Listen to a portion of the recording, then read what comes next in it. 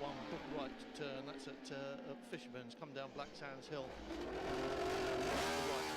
The minis in the wall there and a couple of gallons of fluid by the look of it. So something for the bikes and the riders to think about as they go round. But in the main, this is just to check everything's right and any changes they made. There will be some, but not massive ones. They made most of their changes on their way to yesterday's qualifying session, which ended up, as you probably know, with Peter Hickman in pole position. Only just though, because Michael Rutter was hunting him down towards the end of that session and making what looked like a fairly serious bit of his own, and he was in fact with only a couple of tenths adrift of Rutter's time. But as we watch the early riders on this outlap and we look at the pair, the teammates of Hickman and Rutter at Lisboa, San Francisco.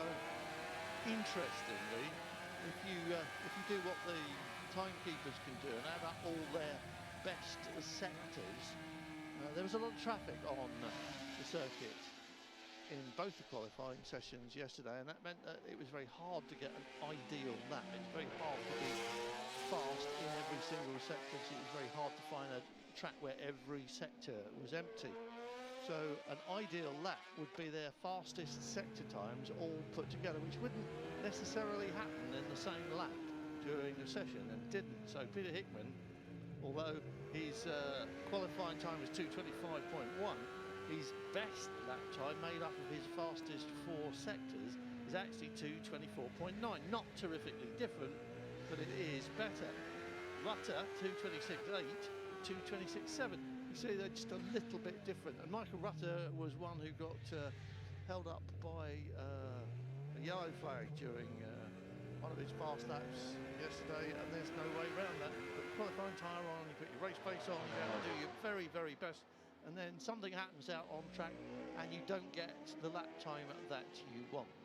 All of that, as you look at Gary Johnson there, the second bike you were looking at, number 7, the second of the Ashcourt racing machines, that's the sort of carbon HP4, the all singing, all dancing and mega expensive jolly that BMW have brought to the races this year, and is now just like the one that everybody has to have, really, the HP4. We're looking at Hickman and Rutter again there, and the times are going to be pretty academic, but they'll be closer probably to race pace. So without the qualifying times that help some people put in really quick laps, all the times will just gather together and become more of a muchness. I hesitate to say equal because this is racing and equal is not a thing you do in racing, but they'll all be more evenly matched on race tyres, although Peter Hickman said he was on a race tyre when he set that lap because it was left over from Q1. He did that in Q1. He's one of the few people who went faster in Q1 than he did in Q2, and so he didn't put his ultimate lap in the Q2 session on a qualifying tyre, so he thinks he can run pretty much at that pace, and everybody else I think is going to struggle to match that kind of speed around here in the race, but that remains to be seen. And remember the other thing, it's racing, so there's knees and elbows to consider, there's a little bit of jostling, there's that run down towards turn 1 and then that long blast past the Mandarin to Lisboa, which will change things around, plus the fact that everybody behind will be closely bunched up on lap times. So it's going to be an interesting race. This warm-up session isn't going to predict anything, isn't going to change anything, probably isn't going to tell any of us very much, although it'll tell the people who've been fiddling with their bikes overnight a little bit. They've all been changing slight things in the electronics perhaps, and the way the suspension is set up, but again, that's a complicated art. Change one thing on a motorcycle and at one end and everything changes at the other end. So you have to really, A, keep a note of what you're doing, B, know what you're doing, or C, have someone in the pit with you who does know exactly what that suspension change will mean to the bike. And a lot of the time they're looking for an improvement in certain places. Like here, for example, on the straights, Peter Hickman wants a nice, stable machine that he can tuck in behind. Not a lot of cornering to be done here. There's this final right onto the start-finish straight, important for lap time, because you've got to get a flying start here, but then you're pretty much flat out from here to Lisboa.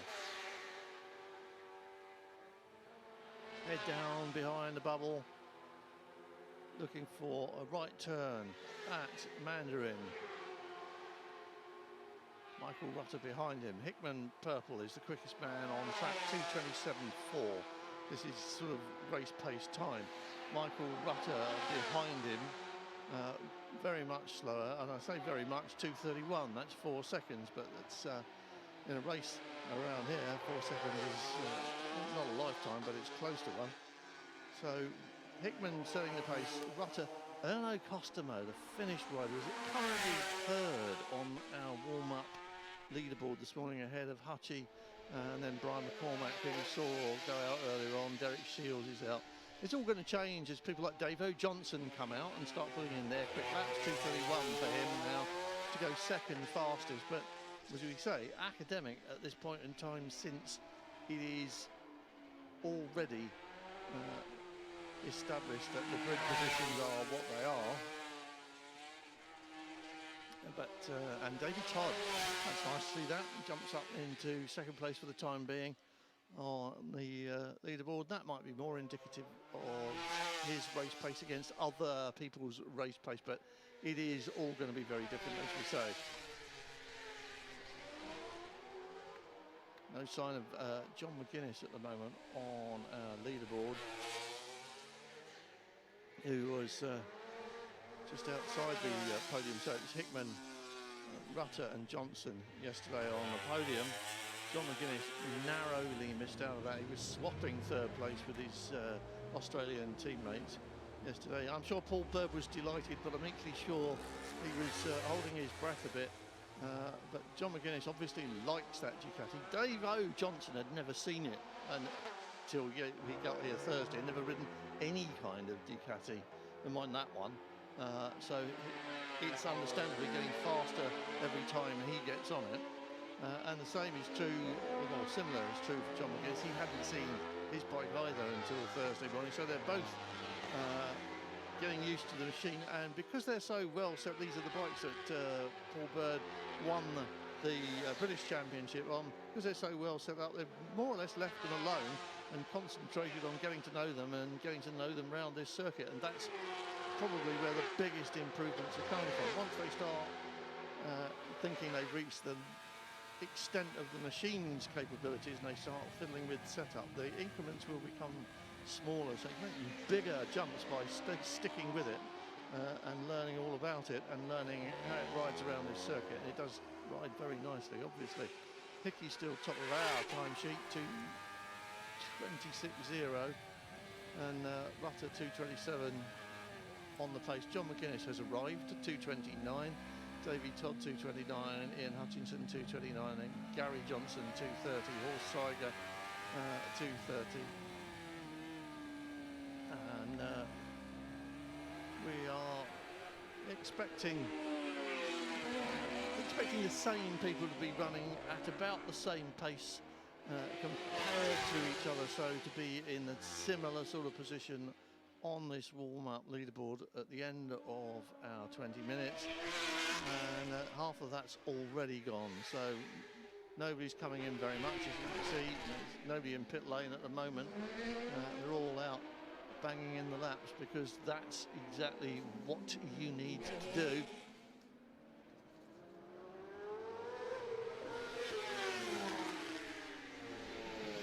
Johnson, the Australian, really likes that bike, as you can tell by the way that it's got faster and faster, and he's got faster and faster.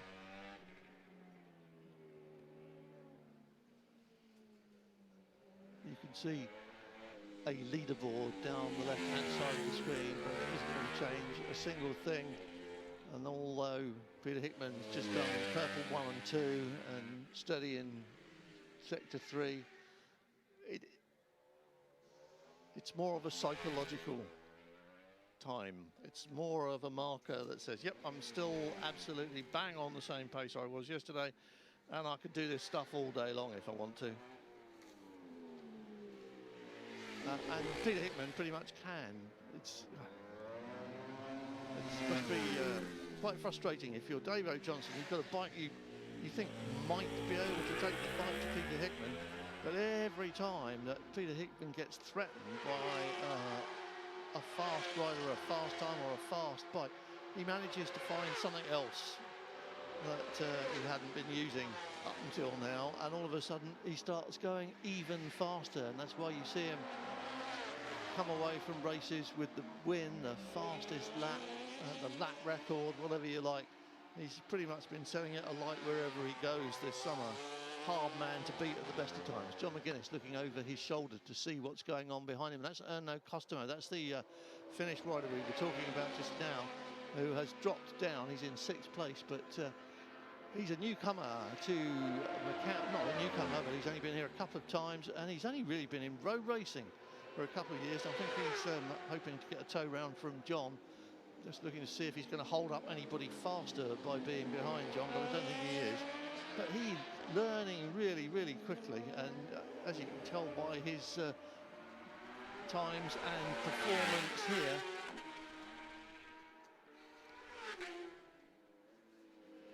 and tracking around with John McGuinness now, it's not going to do him any harm at all. Interesting to see what will happen in the race, though, because racing's another thing again, as you know.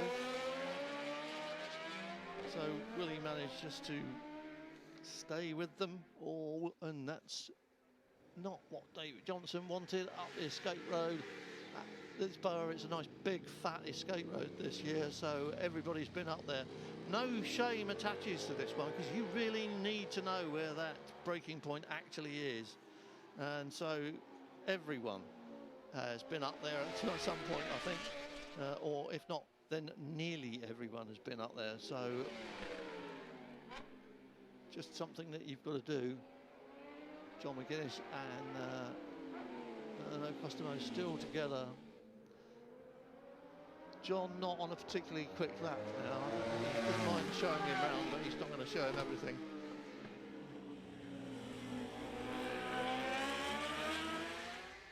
We've got 5 minutes of this session left to go.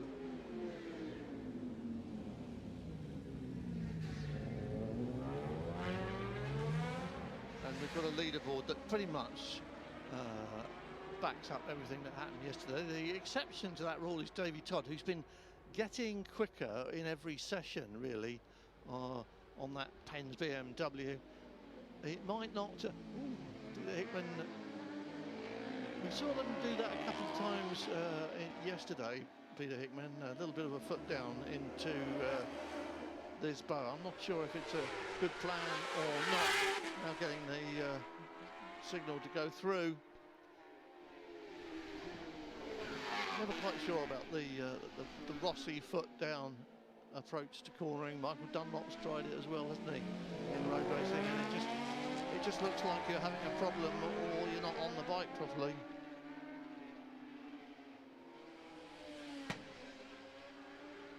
But that's me being an old traditionalist and probably quite wrong. There's probably an awful lot of reason why you should have a foot off the peg, but Hickman smooth everywhere else, tidy everywhere else. Only there have we seen that, and that might well be when he's just trying to find out where the actual limit is without going up the escape road. And he's still our quickest with the 2:26, and I don't think anybody's going to go any faster now or try to go any faster. So Davey Todd, as we've said, he's been going up the leaderboard with that BMW, and he's in the pit lane now. He's obviously done what he wanted to do, because there's only 4 minutes left in this warm-up session, and I know he's been having bike issues, and it seems that he may well have had those sorted overnight, because that's quicker. And let's see, he was 8th in the very first qualifying session, which is pretty much where you'd think Davy Todd ought to be, there or thereabouts. And he didn't have the best of luck by the time qualifying 2 was over, and that bumped him back down to 12th. So obviously not a quick second qualifying outing for him, but now up into 3rd place ahead of McGuinness, Rutter, Gary Johnson, Erno Postamo. They might not be trying too hard. This is the oh no, now that hairpin is a horrible place to get that wrong, because the track changes camber as well as dropping away from you, and it is more like a step than a corner, and that's very easy to have a little bit of an upset there. It's difficult enough in a car, but for bike riders, although they're allowed to overtake there, it's pretty much a one-line corner, and getting out of the way to let somebody else through there isn't a good plan, as you can see. I think that's what happened, wasn't it? Michael Rutter might be about to prove me wrong about nobody trying very hard in this session. So that looks like Michael Rutter's trying quite hard indeed. Nothing special in the first sector though, as far as times are concerned, and traffic in front of him, so as we say, everyone can hear that coming. Everyone in Macau can hear that coming. It's almost like a Honda 6 in that respect. It's got an edge to the exhaust note that everybody recognises straight away. And no, Michael not really going very quickly at all compared to what he's done in this session, never mind in previous sessions. John McGuinness, they're on a chat now, aren't they?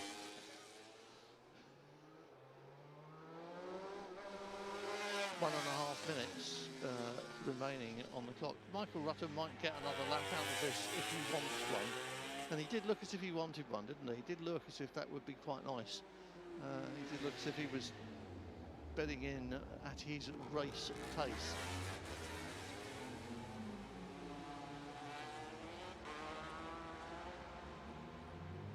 Everybody else more or less cruising back towards the pit lane at this point in time. And Dale Johnson's been up the escape road again, so he still hasn't quite found that breaking point.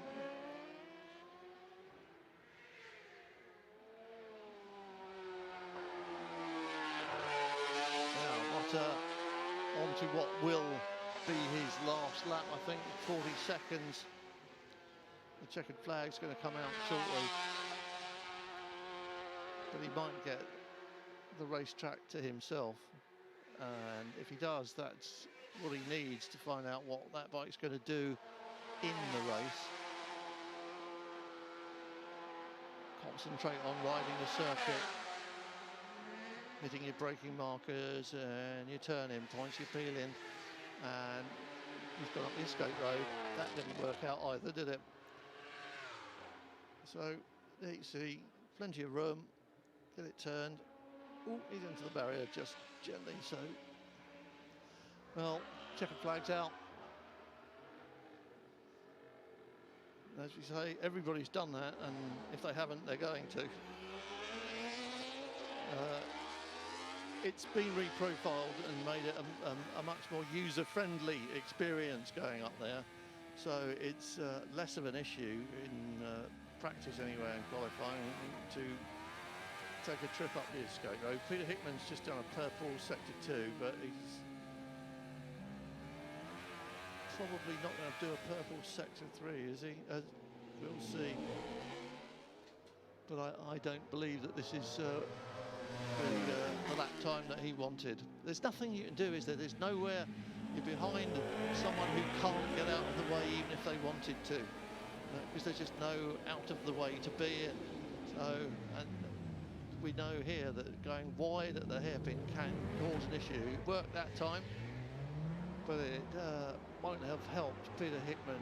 So no purple in sector 3 for him.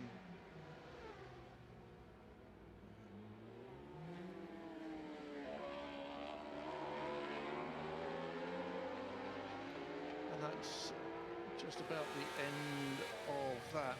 Not a few riders there are out on track. Will be coming in, and Peter Hickman taking the checkered flag means he can still go round one more time, and he is. I saw him go past the escape road, but there's quite a few people already in pit lane.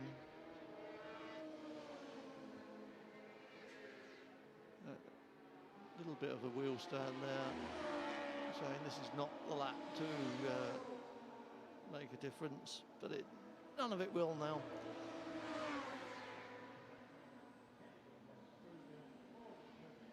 So what has Peter Hickman made of that then? 2:26.0 opposed to 2:27.4. He's still 1.5 seconds faster than anybody else on track. Dave O'Johnson is the man who was second quickest.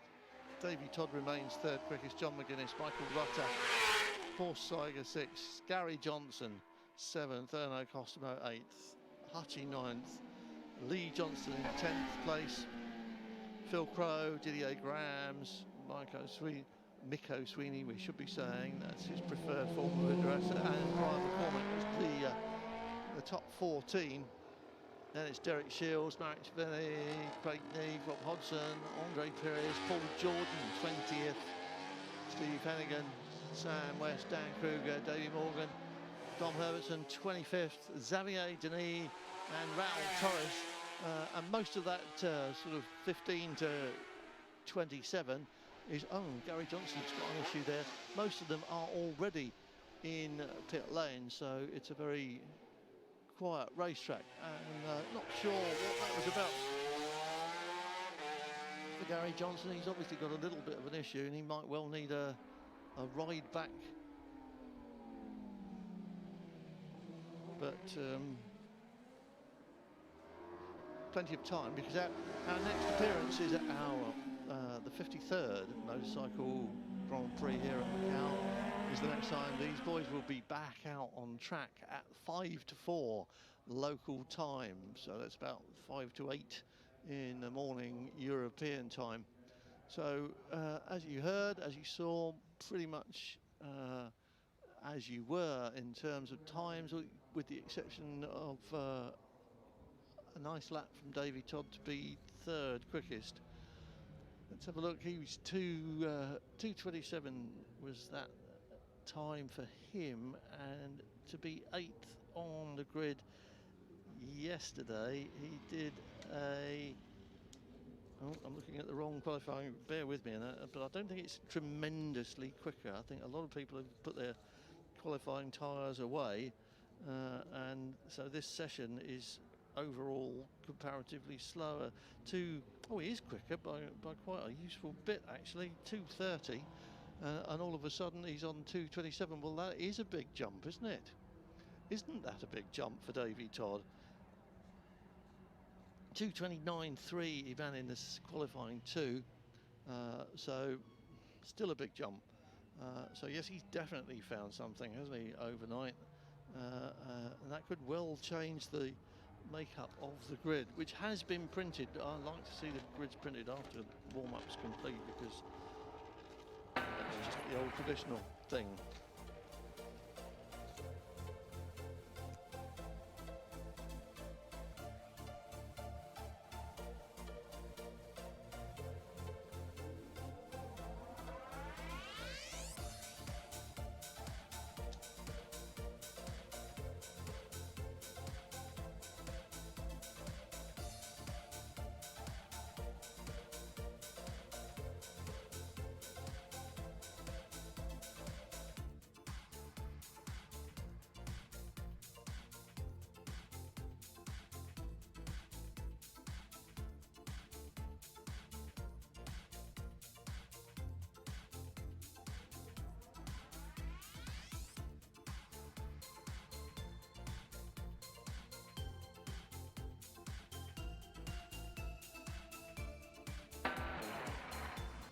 So that's it, we're back in 4 hours